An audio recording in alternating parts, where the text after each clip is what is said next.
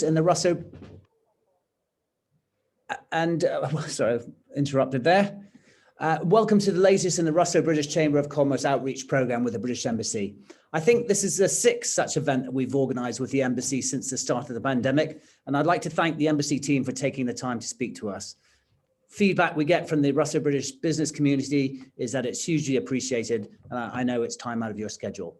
For those who don't know me, my name's Alf Torrance. I'm the Executive Director of the Russo-British Chamber of Commerce, and I'm delighted to once again welcome the British Ambassador to Russia, Her Excellency Deborah Bronnert, Trevor Lewis, Head of the Department for International Trade, and Sarah Pilbeam, the British Consul in Moscow, who deals with visa issues amongst her many other responsibilities. And of course, a big thank you to all RBCC members and friends for joining us today. Before we get started, the ground rules on how today's webinar will run. After I've finished, I'll invite the Ambassador, Trevor and Sarah to make some opening remarks. You'll want to put questions to the Embassy team, so please use the chat room function to do so and send your questions in during the course of the webinar. My team will be monitoring the chat room and will try to pick out some of the more popular themes. We will be recording the webinar, which will be posted on our website tomorrow. It's been an extremely busy few weeks with the St. Petersburg International Economic Forum, the G7, EU and NATO summits. And of course, today, as we speak, the Presidents Putin and Biden are meeting in Geneva. And then again, there is the extension of the lockdown regime in the UK and the imposition of the non-working week in Moscow because of a sharp increase in COVID cases. I think we've got more than enough ground to cover in the next hour. Ambassador, where would you like to start and what should we know? Great. Thanks very much and good afternoon to everyone, both in the UK and Russia. Thanks for joining us and thanks very much to Alf and James and the RBCC team for virtually hosting this meeting and organising it. And it's great to have the opportunity to speak to you again. I think the last time we did this was a few months ago now. I think it was earlier in the year, and obviously a lot has happened since then. So looking forward to questions, but maybe I think I probably can't avoid starting by talking a bit about COVID and then a bit about politics maybe and summits, as we're in a week of summits, maybe the St. Petersburg Forum and climate change, COP26. So I'll try and wrap that in some introductory comments and then hand back to you and to Trevor and Sarah. But on COVID, look, as always, I hope that you and your families and colleagues are well. It continues to be a really tough time, both in the UK and Russia, and of course in many other parts of the world. I think actually there is some very positive news from the UK. I mean, it's disappointing that the UK hasn't been able to move to full unlocking in the next couple of weeks, but even so, I think the very successful vaccination programme means that the link between infections and hospitalisations and deaths is certainly weakened. Seriously weakened, and there's some really good news on the effectiveness of both AstraZeneca and BioNTech vaccines after 2 doses against even these new, more aggressive variants, including the Delta variant that has obviously is causing a lot of the issues now in the UK. We're now almost 80% of adults in the UK have had their first vaccine dose, and I think we're pushing 60%, certainly 57, 58% have had both doses. So we've got a few more, some small steps taking place next week towards more reopening, and then yes, the bigger steps delayed for probably by a month. But I think the prospects are still positive, and I think it's a relief to all of us to see that progress.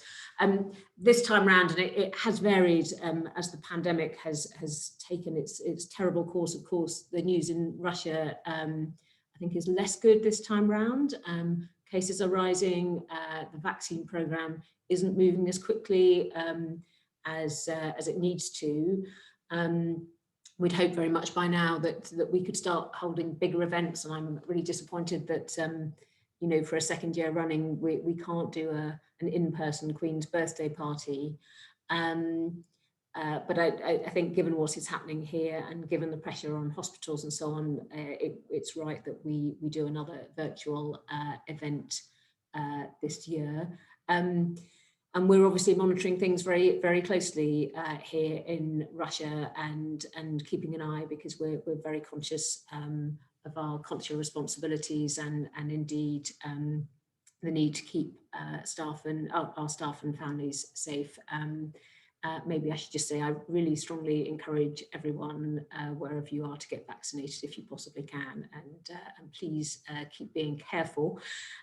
Just moving on to politics, I'm happy to come obviously back to COVID, but I think thinking about when we last had this, it's been a tough few months with very high tensions between Russia and the West. More generally, we've seen a very, very sharp build-up of troops along the Ukrainian border. That's now sort of pulled back a bit, but that caused a lot of tension end March, April. We've got a lot of ongoing concerns around the internal legislation that's making it harder for civil society to operate and discouraging contacts with foreigners, as well as, of course, action to limit those who can participate in the Duma elections this autumn. So there's been a lot going on. There's been a lot of, as I say, tensions between the West and Russia, and of course the Russians published a decree declaring that, or introducing a new sort of unfriendly status for certain countries, and listed the US and Czech Republic as having that status. It's something we certainly regard as incompatible with international law and deeply unhelpful. We're in summit season, as Alpha said. So over the weekend, the UK hosted the G7 summit in Cornwall. Those of you who know Cornwall will know that, and I love Cornwall, but the sun was shining, and it won't have really given an authentic British experience of being on holiday in Cornwall, because obviously there's a reason Cornwall's so lovely in green, but anyway, the sun shone. There were some really important announcements, I think. I'd highlight the ones around vaccines, where the leaders promised that they would make an additional 1 billion vaccines available, COVID vaccines available to poor nations. That's on top of 1 billion that they'd already committed to. And on climate, where all the G7 countries signed up to a net zero carbon target by 2050 and to halving emissions by 2030. We've also had a NATO summit on Monday in Brussels. The main focus of that actually was the relationship with China. And then an EU-US summit Tuesday, yes, we're already on Wednesday, and some quite important, I think, discussions around the margins about trade issues, which are, again, very welcome in terms of prospects for settling some really big, long-standing trade disputes. Today, we've got US-Russia in Geneva. I know there's already been some questions about that in advance. I don't think anyone is expecting a breakthrough in terms of, or a reset in terms of US-Russia relations. But I think even having the summit happening at all has helped to reduce tensions. It certainly feels like the relations are less tense than they perhaps were a month or so ago. And I think we're all hoping that the aim of more stability, more predictability in relations will be achieved. And that will be good for all the countries concerned, good for the world, but also hopefully good for the economic and business interests as well. And we'll see. But obviously, it would be very good if there's some progress achieved on some of the difficult issues, whether it's cybercrime, whether it's the diplomatic relations between the US and Russia, and so on. Just UK-Russia, I mean, clearly our relationship remains a difficult one, but we are continuing to talk. We had our new National Security Advisor came last week for a quick visit to see his counterparts in the Kremlin. That was his second visit overseas since his appointment. And, I think that's a sign that we can continue to talk to one another across the whole range of issues. Our foreign ministers, the Foreign Secretary Dominic Raab and Foreign Minister Lavrov will be talking this week on the phone, building on Minister Wendy Morton's visit last November. She's also had another phone conversation with her counterpart recently. And we've got Alok Sharma, who will chair the big conference of the party, the big UN conference in November. He's coming towards the end of the month. Maybe just very quickly, yes, I attended my first SPIEF in St. Petersburg as ambassador the week before last.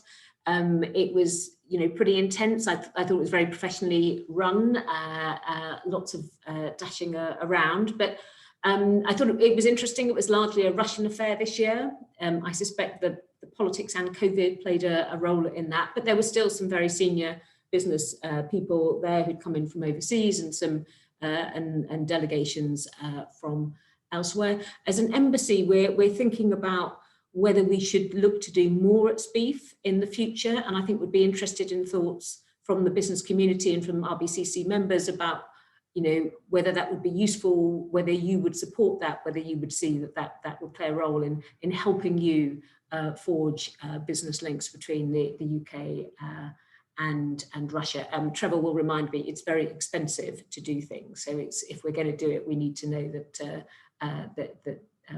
it's supported and will be useful. And then just finally, a bit more on climate and COP26. I thought it was really interesting at SPIEF just how much low carbon and the carbon transition played a strong role and was a strong theme. President Putin talked about, I think about a third of his speech was on low carbon and climate change.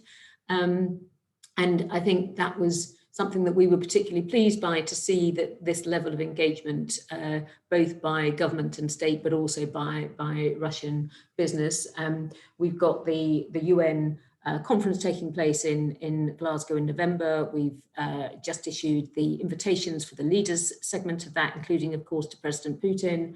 We hope that he will come and that together all the countries concerned can take steps that will avoid catastrophic climate change.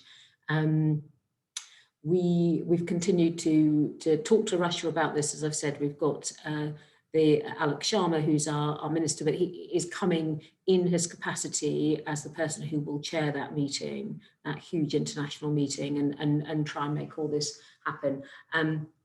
Just to give you a sense, so far the UK, of course, has a net zero target for 2050. We've got about 70% of the global economy now covered by net zero targets. And just to explain, this is what the scientists tell us we need to do in order to reduce the level of global warming to an average of 1.5 degrees.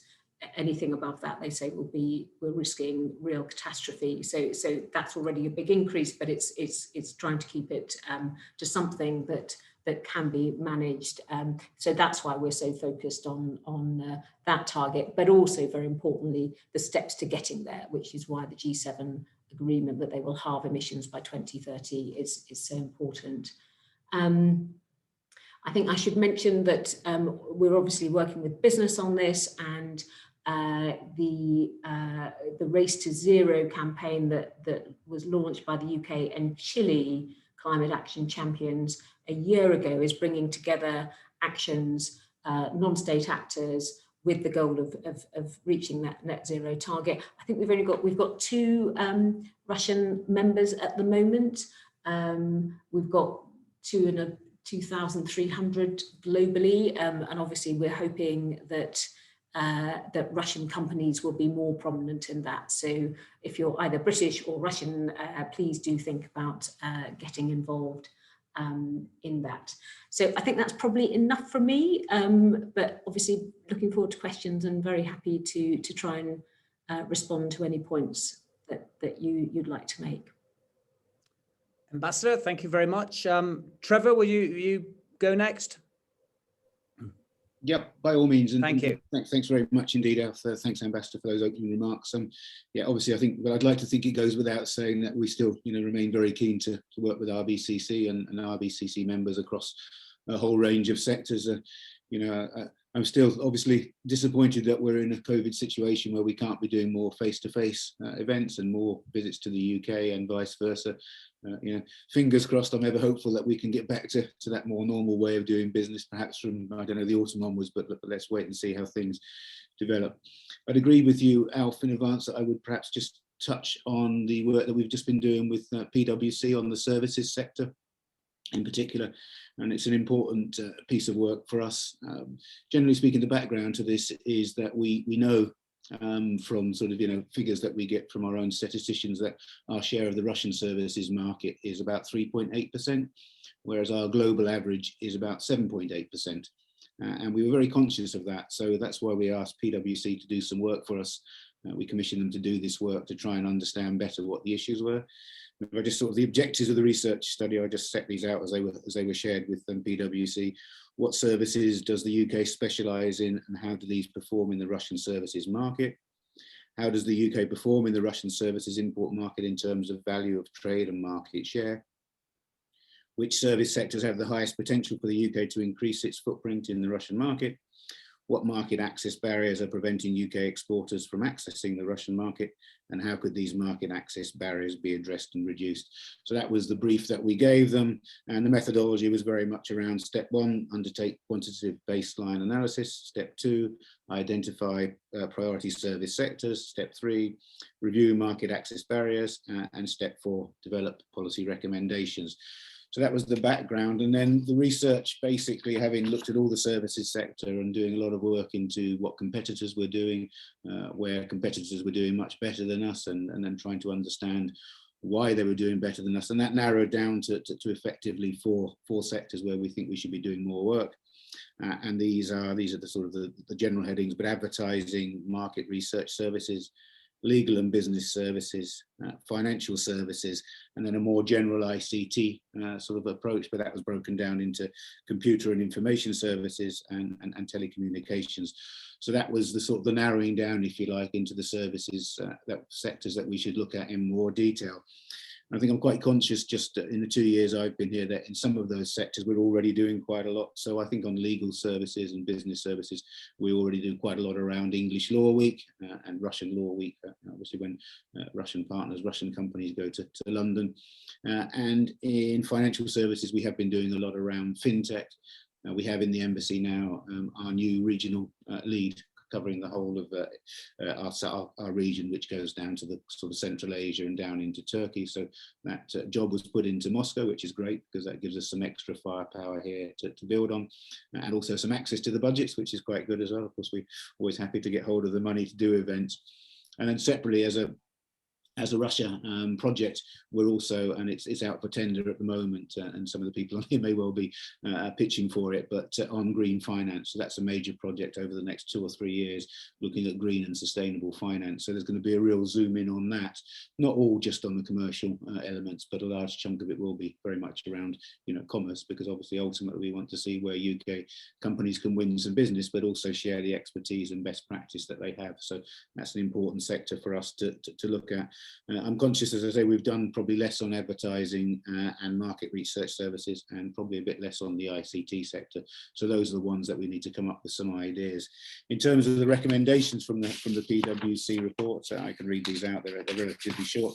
Most of them for us, really. So the recommendation 1 was very much this: focus on a small number of priority stakeholder relationships. I'd like to think that we're already doing that in terms of stakeholder relationships, but there's more that we can do. One of the elements that came around there from some of the people who were interviewed was that, a slight discomfort, if you like, with the fact that lots of the diplomatic staff in particular, and this is not unique to Russia, but come in, they're only here for a relatively short period of time, 2 to 3 years, and then move on. But I say that's stuff that's centrally mandated, so there's not so much we can do about that, but the point's well taken. 3, support business-to-business partnerships. So DIT should consider allocating modest amounts of funding to UK business associations in the priority sectors to encourage them to ramp up their organisation of events in Russia. So that's one that we look at. We kind of do that to a certain extent. So we obviously work with organisations like yourself. And I'm thinking that we work with ICAEW and ACCA on the financial services sector and the City UK. So we've probably got a pretty good network. It's not to say it couldn't be better. Again, in legal services, we're well established, I think, in terms of our relationship with lots of the legal service providers and their trade associations. But again, probably much less so on advertising and marketing and certainly on ICT. So I think we need to do a little bit more digging to find out who our best partners are on that. And then the fourth one, the final one, was develop finance solutions that reduce the risk for SMEs. DIT should consider how best to establish an SME fund, which is UK owned and backed by Russian banks, to reduce credit risk and build trust. Linked to this, DIT should also explore the feasibility of providing state-supported insurance against payment risk, which in principle could also help SMEs in Russia maintain good operations. That's obviously would be quite a considerable piece of work. What I can say is that there is a UK export finance facility available to companies doing business in Russia. Obviously, it depends on a project by project basis, what support is available, but insurance would normally be one of the areas that's covered. So again, if anyone wants to take that further forward with us and discuss it with us in a bit more detail, if they've got particular projects that they're interested in, then certainly we can put them in touch with UK EF colleagues and see how best they can take that forward. And that's probably about enough for me for now, Alpha. But obviously, again, happy to take questions later on. Yeah. Great, thank you very much, Trevor. I'd just like to remind the audience, of course, please post any questions you may have in the chat room function. And if you want to ask questions directly, you can use the hand up function as well. We'll now move over to Sarah Pilbeam, who's the consul in Moscow. Sarah, the floor is yours. Thanks, Alf. So just a quick update from me. Since the last meeting that we were part of, we were having issues with flights. I think the last time the flights had all been suspended direct from UK to Moscow. Although there were limited Moscow to UK direct flights. That has ceased to be a problem now. BA are running twice a week with a view to upping that to 3 times a week from the 2nd of July. Aeroflot are running a consistent 3 times a week. Now that is flights from London to Moscow. Aeroflot are flying every day from Moscow to London at the moment. And Wizz Air are hoping to bring their schedule back online around about the 16th of July under current planning, and that will be 3 times a week in both directions. Since we last spoke as well, the traffic light system has been brought in the UK for countries.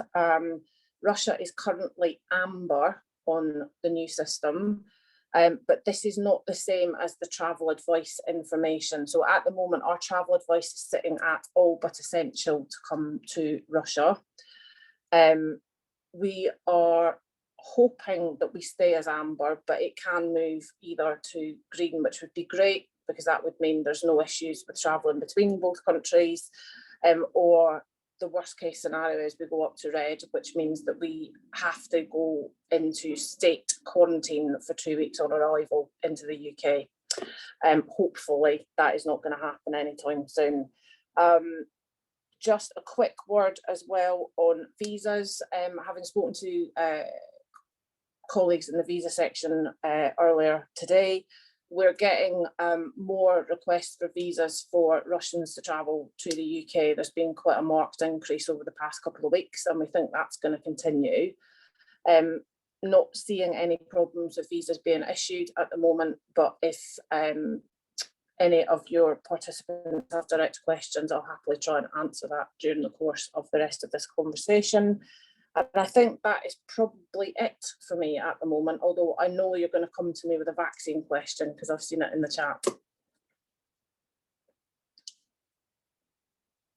Sarah, thank you very much for that. Yes, and you are right. I will probably come straight to you with that, as that's one of the first questions we had in, and I know it's of huge interest to everyone, because I know from personal experience, to start with, it was quite easy for foreigners to get injections locally here, but I believe the situation's changed, but I don't know the official stance.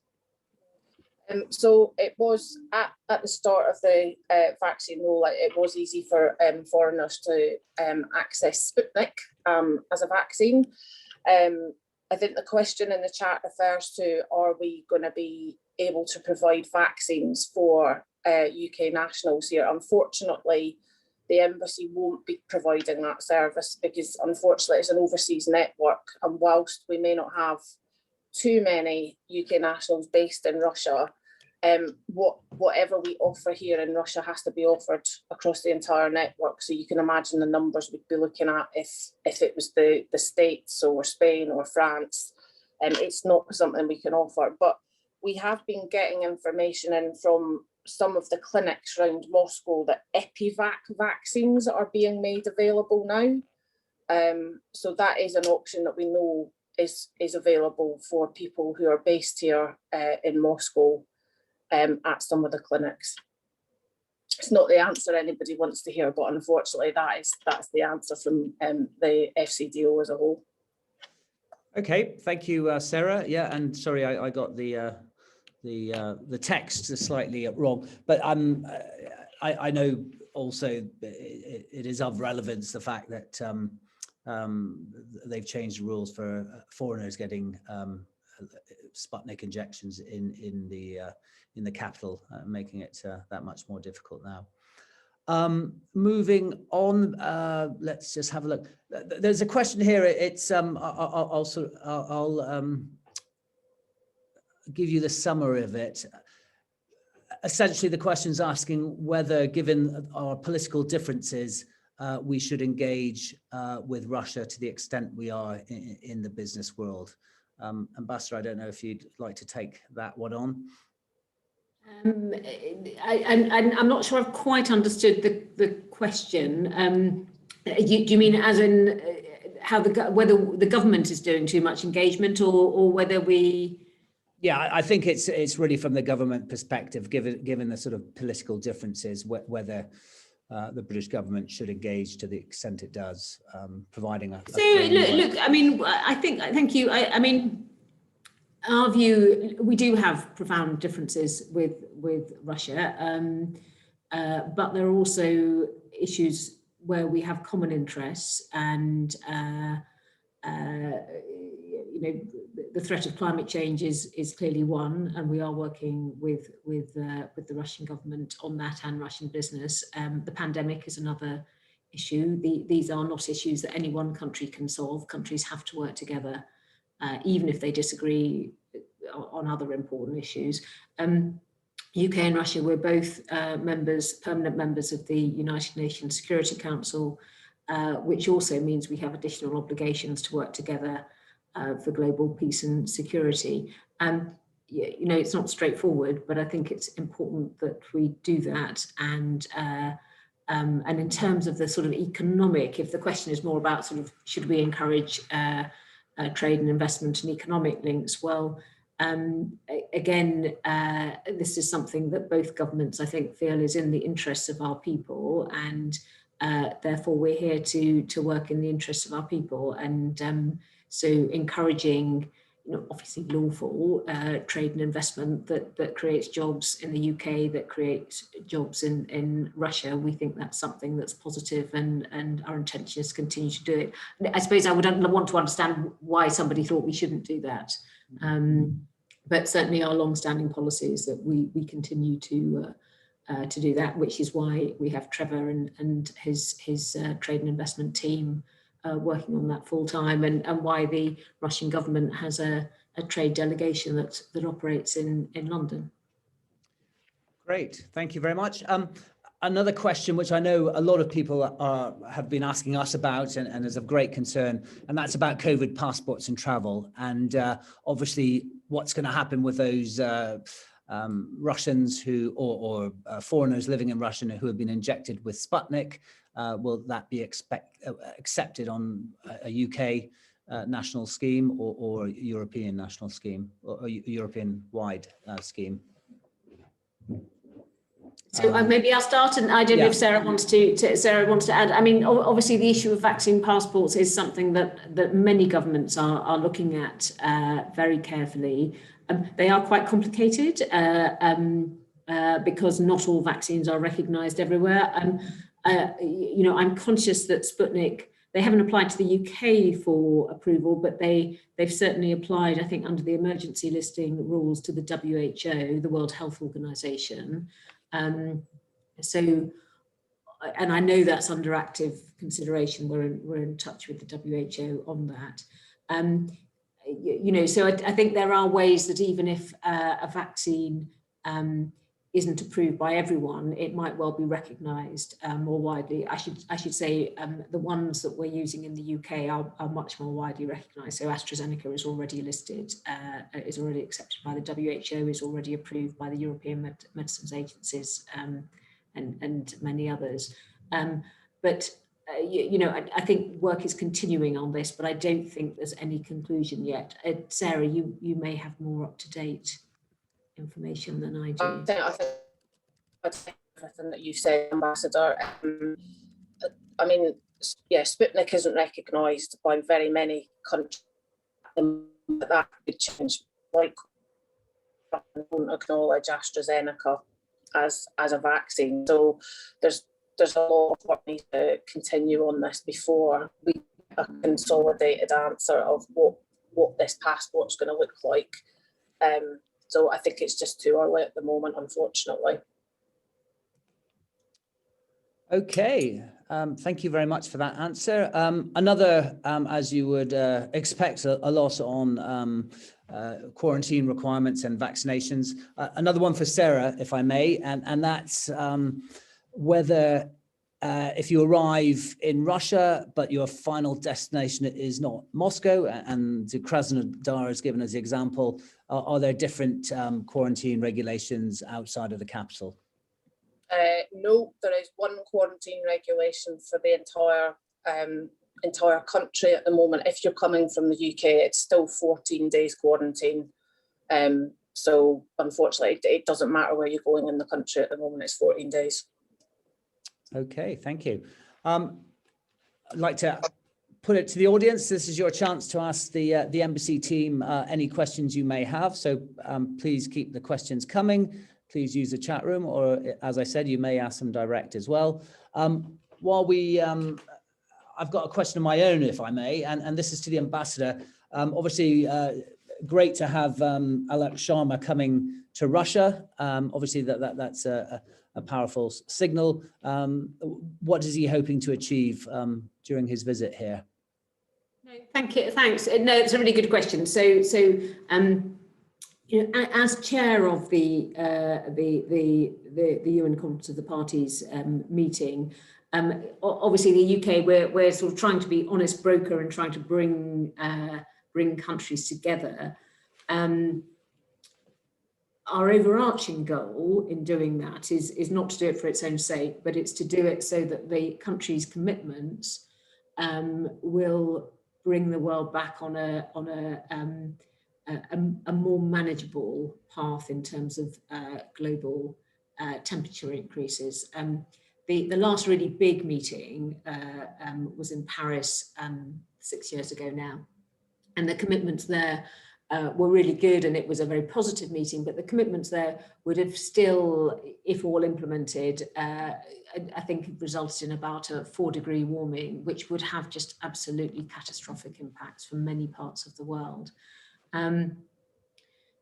Commitments which have been made since then, and actually there's been a real momentum this year, and now I think certainly more than half of G20, the biggest economies in the world, have now come forward with demanding targets that now are already looking as if that would reduce the increase in global warming to around 2 degrees. It's approaching 2 degrees, but the science is still telling us that the impact of that in many places would still be catastrophic. And of course, from a Russia perspective, because of its geographical position, Russia is actually warming faster than average.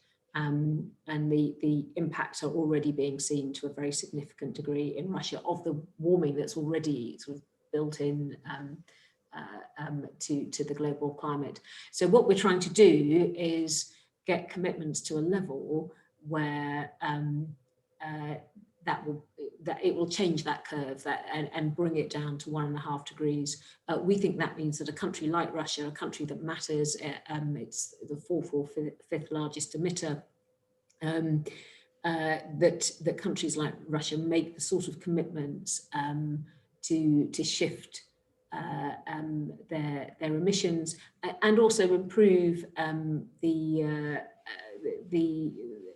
their management of their forests, so they're a more important carbon sink, and they've got huge potential here for that with something like 20% of the world's boreal forests. It's a really fantastic resource that Russia has. So Russia has a really important role to play in being a climate leader here, and it has also a lot of self-interest in doing that. So I think Alex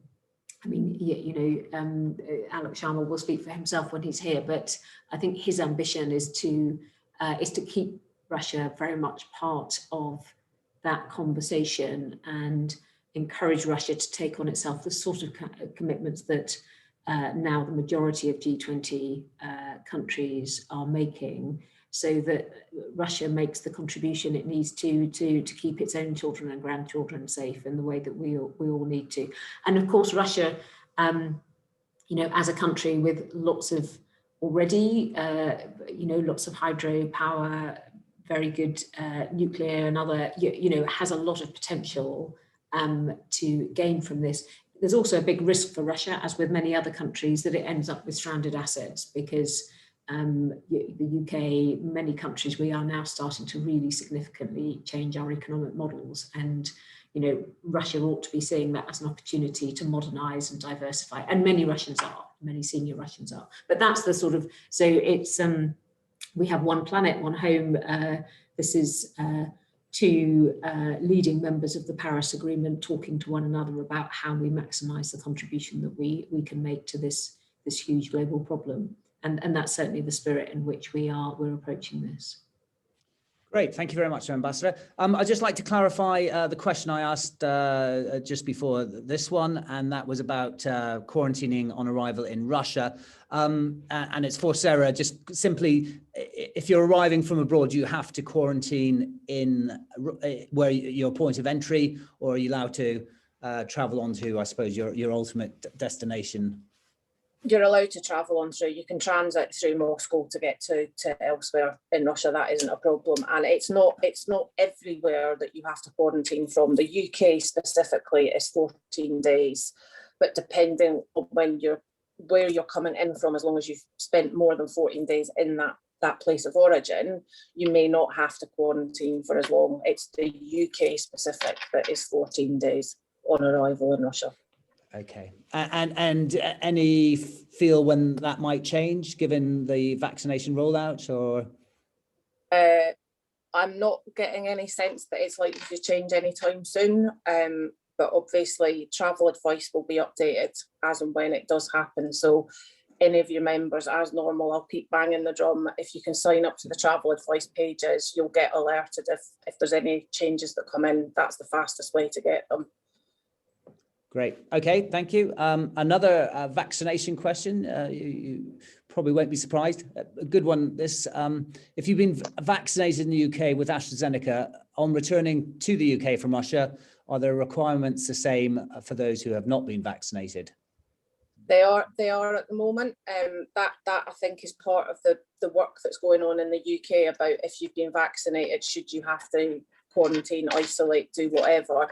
If you've been vaccinated already, it's a bit of work that's going on at the moment, but at present time, if you were to go to the UK just now, you have to follow the rules as if you hadn't been vaccinated.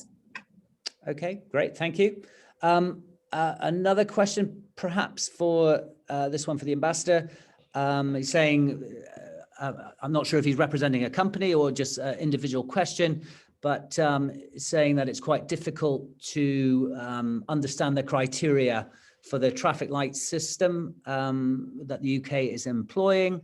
So what do you believe the factors which would put Russia in the red? Number of cases, or what might it be? So it's a scientific committee that looks at. So it's an expert group that does this, and they're looking at a range of factors around infection rates, around vaccinations, around strains. So, clearly at the moment, the Delta strain, the one from India, is one which is of most concern, and there are lots of different strains of COVID, and some of them are variants of concern, and some of them aren't concerning or less concerning. So they're looking at a whole range of factors, but it's not a the purpose of this is to keep the UK safe, and in the middle of a pandemic, and in particular, I think they're trying to keep new variants out. This group does its assessment I think it's every 3 weeks, and it will move countries around depending on the facts on the ground on those countries. Obviously, from a purely sort of local Moscow embassy perspective, we would really like Russia to be on the green list, but we have to we have to deal with the world as it is, and it's clearly there is concern about the increasing infections in Russia at the moment, but Russia remains on the amber list for the time being. Okay, thank you. One for Trevor. Is the UK, I suppose it's in the context of having left the EU, is the UK government looking to establish new improved trade deal with Russia? I think the simple answer to that's no, Alf. There's a couple of reasons for that. I mean, as the ambassador mentioned earlier on, so because of the difficult political relationship, we don't have the formal trade structures, government to government trade structures that you would often have with lots of countries. So that's not in place. So that's one of the reasons. So that's been in the freezer for quite some while now. So when we have any of these type of discussions with the Russians, it tends to be through some of the multilateral fora. So we speak to them within the WTO, etc. So they may raise issues with us and we may raise issues with them, but that works quite well under those circumstances. That's not to say we don't have any links at all. The ambassador and myself went to see Industry and Trade Minister Mantarov a few months ago. So again, we are having some engagement, but that's very much, as I say, transactional. I think the other reason is also that Russia's not a priority for us at the moment. There's a bandwidth issue. So if you watch the news this morning, we've just signed a deal with Australia. There's proposals for us to join. I think it's the CPTPP, but the Trans-Pacific Partnership. So again, there's limited resources for those type of negotiations, and Russia's not the priority for us as things stand at the moment. So I say the simple answer is no, but there's good reasons for it. Thanks.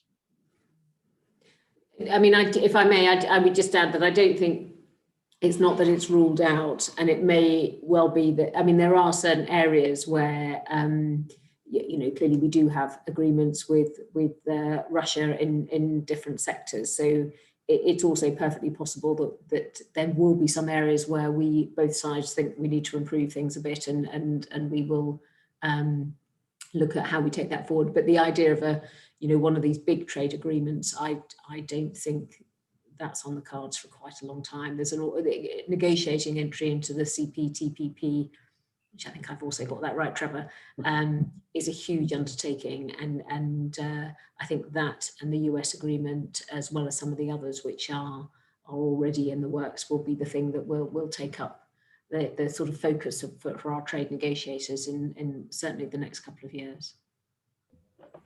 Thank you for those answers.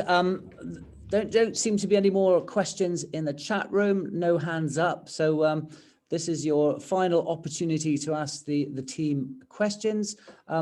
Whilst we wait for something to come in, I'll ask another question myself. And this is really to Trevor.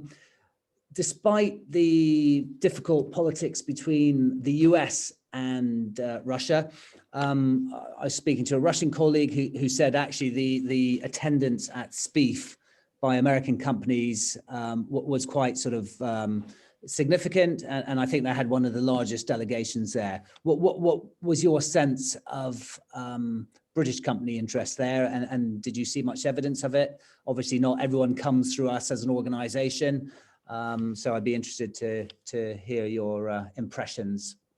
Yeah, well, not as much as we would like to have seen, but I think that's largely due to COVID, I think, as much as anything else. Obviously, the requirements for coming in and out were quite difficult. And some of the companies I spoke to in advance said to us that they wouldn't be sending anybody up to St. Petersburg, even those with a presence in Moscow said they weren't going to send anybody this year. So I think that was partly the reason. And obviously, it's for the companies to decide themselves on what's best for them. But that's also why we're interested in getting some feedback from you, Alf, and from your members in terms of what we might do for, as the ambassador mentioned, in terms of SPIEF next year. I say the presence this year wasn't as big as it was in 2019, but it wasn't insignificant. So we did have big companies there. We obviously had good meetings with BP and Vitol and the Greco. So we had some very good people there, just not as many as we would like to have seen. And as I say, for next year, we're thinking now about what we might do more for SPIEF. But as I say, I don't think we can do that exclusively on our own. I think we need to work with you and with business to decide what sort of a UK presence might look like. Thanks. Great. Okay, thank you. Well, actually, we have no more questions. So I don't know if you'd like to make a closing remark, Ambassador, or... No, look, I just, thanks very much for participating. And, I think each time we have these conversations, we hope that we can talk about the end of the pandemic and well, it hasn't happened yet. So please do everyone stay safe. The embassy has remained open throughout, and we will remain open and here for UK nationals. And obviously Trevor and all of us are, and the team are all of us here to help UK-Russia economic and commercial ties. So again, we're particularly interested in what are the priorities for SPIEF next year. How can we best help business in what continues to be a really tough time for everybody. But thanks very much, everyone, and yes, stay safe. Ambassador, thank you for that. I see Trevor's disappeared. Are you still there, Trevor? You are. Yeah, good. Yes.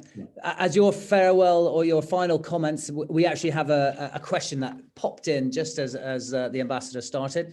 It's an interesting question. I know him very well. He has a consultancy accounting business in London, and he's saying he's seeing an increasing number of inquiries of Russians wanting to set up tech and fintech businesses in London. How can the embassy help with these inquiries? Yeah, well, we can do. So we do have, I mean, it's only very small. It's one officer and, a very small percentage of my time, but specifically focused on sort of supporting inward investors into the UK. And we've been quite successful, actually. It's interesting because certainly last year, I think it was 7 projects that we landed. That's the terminology we use. The year before it was 12 projects. From memory, it was, when it was the 4-year, £60 million worth of investment and 320 high quality jobs created in the UK. And a lot of those were in financial services, tech services, data services. So it's already some work that we do. We can support people. We need to speak to the individual companies, find out what their exact requirements are. We can do some bespoke tailored services for them in terms of producing a report, coming up with proposals, suggestions on where they might want to invest. Often when we speak to Russian companies, their sort of first thoughts are it should be London, whereas in some cases, depending on what the nature of your investment might be, it could be Manchester, it could be Newcastle, it could be Cambridge. So that's the type of work that we would do with them. So I think the way we can help basically is please get in touch with us, and then we can speak to you, on the ground in Russia, find out what your requirements are, what you hope to do, how you plan to build your business, and then put you in touch with the right people back in London. So they are in London in this case, just because that's where head office is, but the actual best place for your business might in fact be a different city, and we can give you some suggestions there and sort of hold your hands through that particular journey as far as you need it. Great, thank you, Trevor, and I can connect the two of you afterwards if you have any problems getting hold of each other. Great, and Sarah, any final comments? Nothing further from me, Alf. Thanks very much for inviting me again. Great. Okay. Well, it just leaves me to say a big thank you to the ambassador, Trevor, and to Sarah for joining us today. Always extremely helpful. You can tell that by the wide range of questions.